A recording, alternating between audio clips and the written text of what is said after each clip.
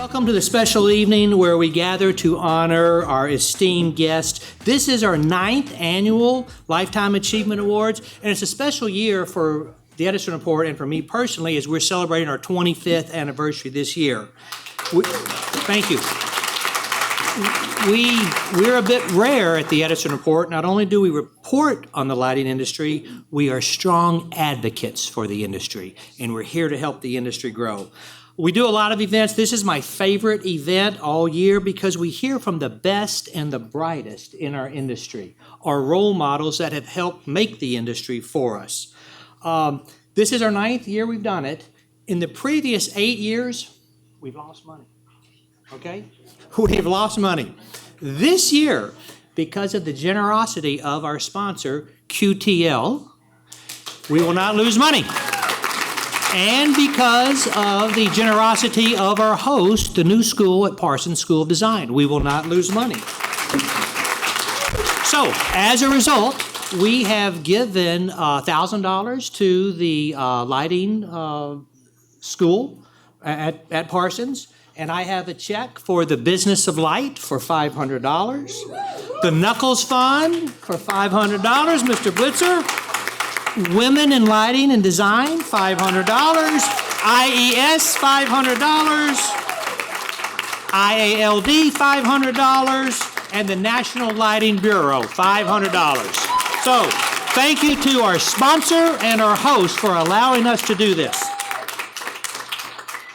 Okay, we want to extend a warm welcome to our honorees, their spouses, and their friends, and our esteemed judges, Donnie Wall, Stephen Rosen, and Shirley Coyle.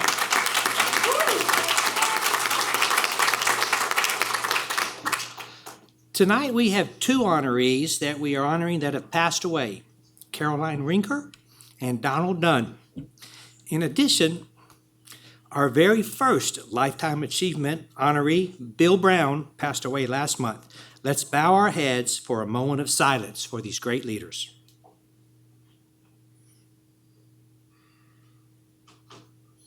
Okay. After the event concludes, we kindly ask the honorees to please stick around for a group picture. And to ensure that we hear from all the people tonight, we ask our honorees and introducers to limit their comments to a total of 10 minutes. And hopefully you all saw this in the notes, and we're going to time you this year, okay? It's important because we've got stories we want to hear, and we don't want people to go on too long. So 10 minutes is the max. And if someone tries to engage you tonight, Patty Price, you just give them the look, okay? Please, no sidebar discussions. We've had issues with that in the past, but we've got a wonderful room now, so hopefully that won't be a problem. One quick commercial, please save the date, 25 July, Happy Sustainable Hour in Boston, okay? More details about that are coming. And without further ado, it is my pleasure to introduce our Master of Ceremonies, Lance Bennett of Cooper Lighting Solutions and past IES President. Lance, pleasure. All right, how do you follow that guy? Gives away money, sponsors this wonderful event for 9 years? 9 years, 9 months. It's amazing, and I don't know how they do it. The judges are to be commended, but I guess even more than the judges, the honorees are to be commended. This group this year is, like every year, amazing, and I bow my heads. And in fact, I know Randy always says, come up here and say something witty. Well, I don't have anything witty to say, and my job really is to get out of the way to give all these folks and their folks that are introducing them the opportunity to say a few words. I am going to just reiterate what Randy said. I know that there's a lot of folks that are seeing people that you haven't seen in a long time, and I know there's a great desire to catch up, and we'll have time to do that here over the next couple of days. But please give the honorees and their presenters the opportunity to tell us a few great things about these folks. And without any further delay, let me get things started by turning things over to Joanne Conti, who will say a few words about an amazing friend and mentor to many of us, Mr. Frank Conti. I was going to cry seeing everybody for my husband. Anyway, we'd like to thank the Edison Report for this lifetime achievement, and to the other recipients, congratulations. Frank and I, Randy, would like to give you a check before we go for $5,000 as a donation. if that's okay. Okay. Put it to good use.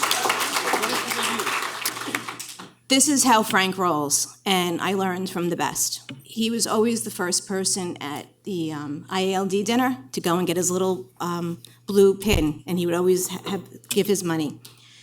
Anyway, what do you say about a man that's a lighting legend, the Godfather of Lighting? Can't top it. I mean, Frank is the class act, and a lot of you know that. Frank started in the lighting industry with Lighting Associates back in the 70s, and then he started with some of the manufacturers. They put him into a rep agency, and from there he started Enterprise Lighting. Enterprise Lighting got their name from the USS Enterprise, the submarine. Frank served on that. He was a naval engineer. Frank always said, you don't work a day in your life if you love what you do. And Frank always loved what he did, and to this day. Frank would always say to me, Joanne, we have a foundation. You don't take the bricks out of the foundation. You add to that foundation, and you make everything grow. Frank never considered his employees. They were family. They were his babies. Frank was the two-time president of the IAS, the only person to be for 2 times. He was Addison Kelly's vice president. He served on I don't know how many boards, but Lumen, and Lumen was another baby, and he brought Lumen to where it is today. He remembers when it was like 50 people with Leslie Wheel and Jim Knuckles. Now there's like 900 people, and he brought that to where it is, and he was always very proud of that. Frank had great partners, Bruce Fink and Mark Gold. They couldn't be here tonight, and they started a succession, so where Enterprise will continually keep going. I'm a little nervous. Well, I did better. I'll tell you the other story. So anyway, so Enterprise has a succession, and the next generation to come up, and if you could raise your hands, is Anna Kim.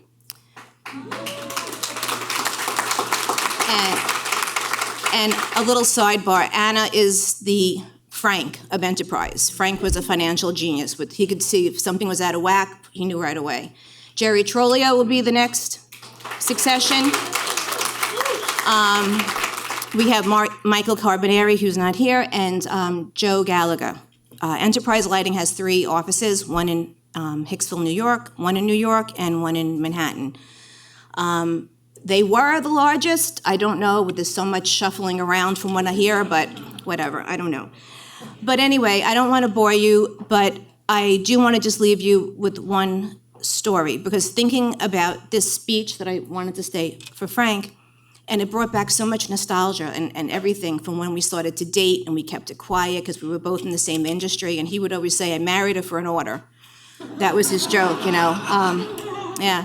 And then he would always say, oh, my 5th wife is being born at this time. I'm his 4th wife. My first, his last, he's done, put a fork in him. That saying was what I said. So Frank, this is a true story. So Frank, when he turned 65 in 2007, I kept saying to Jeffrey Millam, who did the Knuckles lunch, we're going to roast Frank because he'll be 65 and we'll be at Life Fair, we'll be in New York. Well, Jeffrey and I were speaking, and Jeffrey calls me and he says, Joanne, never in all my years doing the Knuckles lunch has this agenda been approved within days from people on both coasts. It was done within like an hour. So now I'm driving to work, I have to call Frank. So I call Frank and I said, Frank, and this is like a Lucy and Ricky moment. So I said, Frank, when I kept saying we're gonna, roast you at the Knuckles lunch to bring awareness for lighting and everything. Well, he goes, we have to get approved, and, we have to talk to Jeffrey, and we'll talk about it tonight. I said, well, there's no talking about it. You're being roasted. I got to go.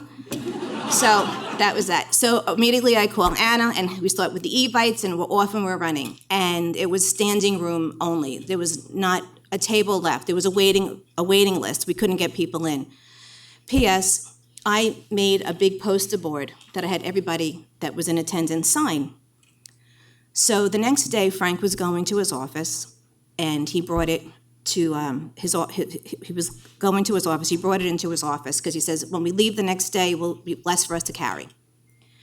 So we go to our club that night. We were entertaining some lighting designers and manufacturers who are our friends.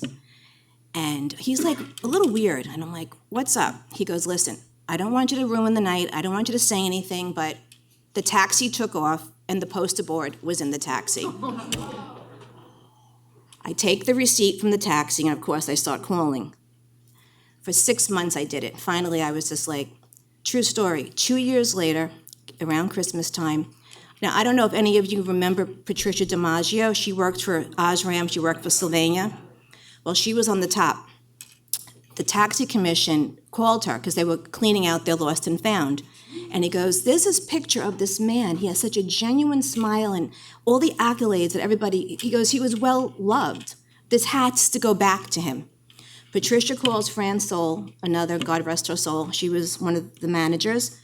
That picture got back to us, and it now sits with Anna in the office. So that is a true story. So that